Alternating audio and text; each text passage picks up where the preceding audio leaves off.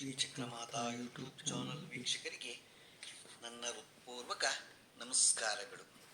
ಸುಭಾಷಿತ: ಬದುಕು ನಾವು ಬದುಕಲಿಕ್ಕೇ ಹೊರತು ಪರರನ್ನು ಮೆಚ್ಚಿಸಲಿಕ್ಕೇ ಅಲ್ಲ. ಇವತ್ತು ದಿನಪಂಚಾಂಗಕ್ಕಿಂತ ಮುಂಚೆ ಕ್ಯಾನ್ಸರ್ ರೋಗ ಬಹಳವಾಗಿ ವ್ಯಾಪಕವಾಗಿ ಬರ್ತಿದೆ.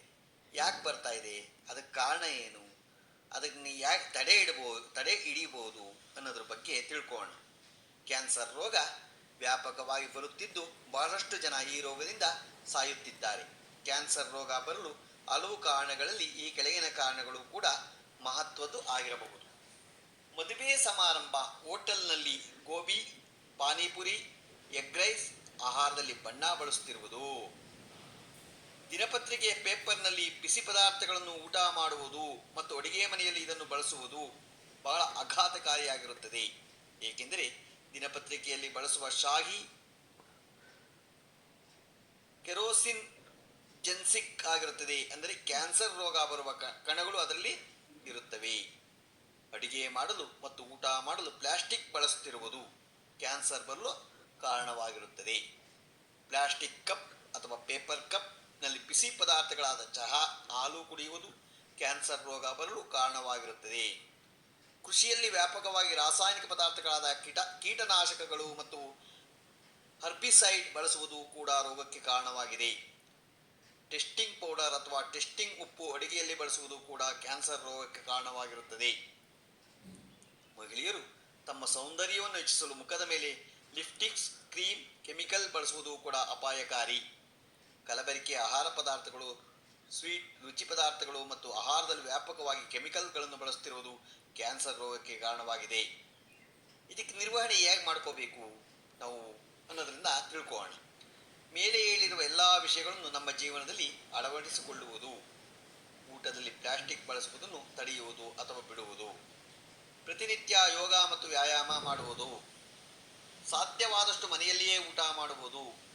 ಅಂದರೆ ಹೋಟ್ಲುಗಳಲ್ಲಿ ಬೇಕು ಅಂತಲೇ ಹೋಗೋದು, ಬೇಕಾದಷ್ಟು ಬೇಕಾದನ್ನು ಬೇಡವದ್ದನ್ನು ತಿನ್ನೋದನ್ನು ಬಿಡಬೇಕು. ಅದನ್ನು ಮದುವೆ ಮತ್ತು ಇತರ ಸಾಮಾನುಗಳಲ್ಲಿ ಯಾವುದೇ ಥರ ಕೆಮಿಕಲ್ ಟೆಸ್ಟಿಂಗ್ ಪೌಡರ್ ಬಳಸದೆ ಒಳ್ಳೆಯ ಆಹಾರ ಮಾಡ್ಕೋಬೇಕು.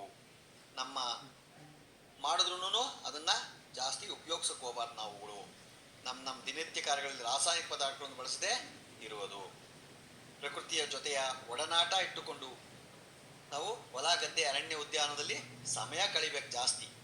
ಅತಿಯಾದ ದುಡ್ಡು ಗಳಿಸುವ ದಾಹ ಕಡಿಮೆ ಮಾಡುವುದು, ಇದ್ದಿದ್ದರಲ್ಲಿ ಸುಖ ಪಡೆಯುವುದು, ನಿದ್ದೆಗೆಡೋದು, ಸುಮ್ಮನೆ ರಾತ್ರೋರಾತ್ರಿ ಅಲ್ಲಿ ಇಲ್ಲಿ ಅಲಿಯೋದು, ನಾವು ಅಲ್ಲಿ ಸಿನಿಮಾಕ್ಕೆ ಹೋಗೋದು, ಹೋಟ್ಲಿಗೆ ಹೋಗೋದು, ಬಾರ್ಗೆ ಹೋಗೋದು, ಕಾಲ ನಿದ್ದೆ ಕೆಡೋದು, ಇವೆಲ್ಲ ಮಾಡೋದನ್ನ ನಾವು ಕಡಿಮೆ ಮಾಡ್ಕೋಬೇಕು, ಮಾಡಬಾರ್ದು. ಇವುಗಳಿಂದ ಕ್ಯಾನ್ಸರ್ ಹೆಚ್ಚಿಗೆ ಬರುತ್ತೆ ಅಂತ ಇವೆ. ಗೊತ್ತಾಯ್ತಾ? ಇದನ್ನು ತಿಳಿಸಿದ್ದಾರೆ. ಇದನ್ನು ನಾವು ಎಲ್ಲ ತಿಳ್ಕೊಂಡು ಕ್ಯಾನ್ಸರ್ ರೋಗವನ್ನು ಕಡಿಮೆ ಮಾಡ್ಕೊಳ್ಳೋದಕ್ಕೆ, ನಾವು ಬರೋದನ್ನು ಕಡಿಮೆ ಮಾಡ್ಕೊಳ್ಳೋದಕ್ಕೆ ಈಗಲಿಂದಲೇ ಮುಂಜಾಗ್ರತೆ ವಹಿಸ್ಕೊಳ್ಳೋಣ. ಇವತ್ತು ನಾವು ದಿನಪಂಚಾಂಗವನ್ನು ತಿಳ್ಕೊಳ್ಳೋಣ. ದಿನಾಂಕ 7/8/2024 ಬುಧವಾರ, ಶ್ರೀ ಕ್ರೋಧಿನಾಮ ಸಂವತ್ಸರ, ದಕ್ಷಿಣಾಯನ, ವರ್ಷ ಋತು ಶ್ರಾವಣ ಮಾಸ, ಶುಕ್ಲ ಪಕ್ಷ, ತಿಥಿ ತದಿಗೆ ರಾತ್ರಿ 7:33, ನಕ್ಷತ್ರ ಪೂರ್ವಭಾದ್ರ ರಾತ್ರಿ 7:20, ಮಳೆ ಆಶ್ಲೇಷ 2ನೇ ಪಾದ, ರಾಹುಕಾಲ 12:28 2 ಗಂಟೆ 3 ನಿಮಿಷ ತನಕ ಇದೆ. ಉಳಿಕ ಕಾಲ 10:54 12:28 ತನಕ ಇದೆ.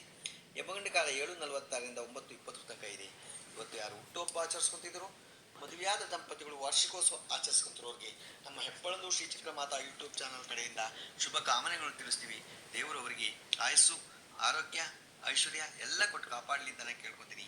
ನಮ್ಮ ಹೆಬ್ಬಳದೂರು ಶ್ರೀ ಚಕ್ರಮಾತಾ ಯೂಟ್ಯೂಬ್ ಚಾನಲ್ ಯಾರು ಸಬ್ಸ್ಕ್ರೈಬ್ ಆಗಿರು, ದಯಮಾಡಿ ಸಬ್ಸ್ಕ್ರೈಬ್ ಆಗಿ, ಲೈಕ್ ಕೊಡಿ. ಇದು ನಿಮ್ಮದೇ ಚಾನಲ್ ಆಗಿರೋದ್ರಿಂದ ನಮ್ಮ ಲಿಂಕನ್ನು ಬೇರೆ ಗ್ರೂಪ್ಗಳಿಗೆ ಫಾರ್ವರ್ಡ್ ಮಾಡಿ. ನಮಸ್ಕಾರಗಳು.